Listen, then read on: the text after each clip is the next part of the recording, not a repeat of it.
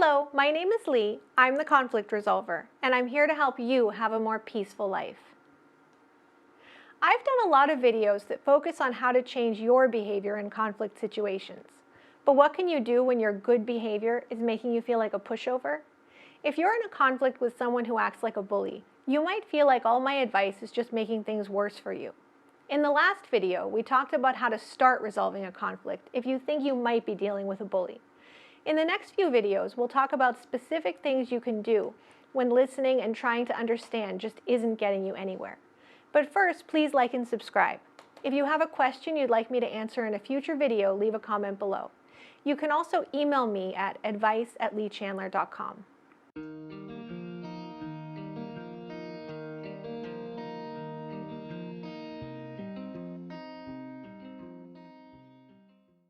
Okay, first the disclaimer. If your bully is someone you think might actually be dangerous, forget about negotiating with them and focus on protecting yourself. But a lot of bullies aren't dangerous, at least not in the traditional sense of the word, and we do have to deal with them. So what's one thing we might not do in a regular conflict situation that might work well with a bully? Change the format. If you're going to have a heart-to-heart with someone, you probably want to do it in person, on a video call, or at least in a regular phone call, because seeing and hearing them helps you connect and gives you valuable information. To encourage a conversation where you can both learn from each other, you would probably do whatever you could to make the conversation comfortable, relaxed, and even a little informal. But if you're dealing with a bully, all those good intentions are likely to make things worse for you. If you're dealing with a bully, choose a format that gives you distance, is more, not less formal, and provides a record.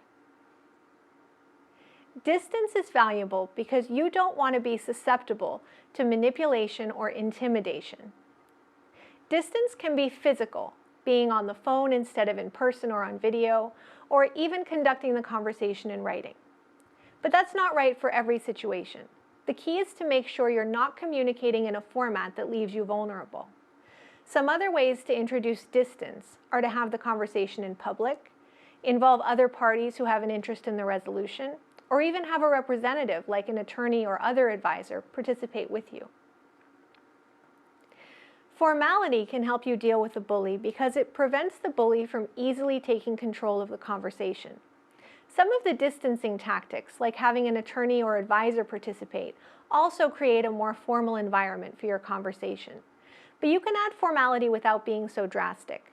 Something as simple as having a written agenda or exchanging information in writing before a conversation adds formality and evens the playing field. Having a record is often incredibly valuable when dealing with a very difficult person. The more you can preserve the conversation, the less powerful they are, because bullying tactics don't look great in writing. A lot of bullies will intimidate and manipulate you in private while acting reasonable in public. Forcing them to communicate in a format you can preserve prevents this. So, having conversations in writing can be very helpful, especially if you want to pin them down on something. But remember that whatever you say is also being preserved, so be careful. Even if you can't have the conversation in writing, you can follow up in writing to get whatever you've agreed to on paper.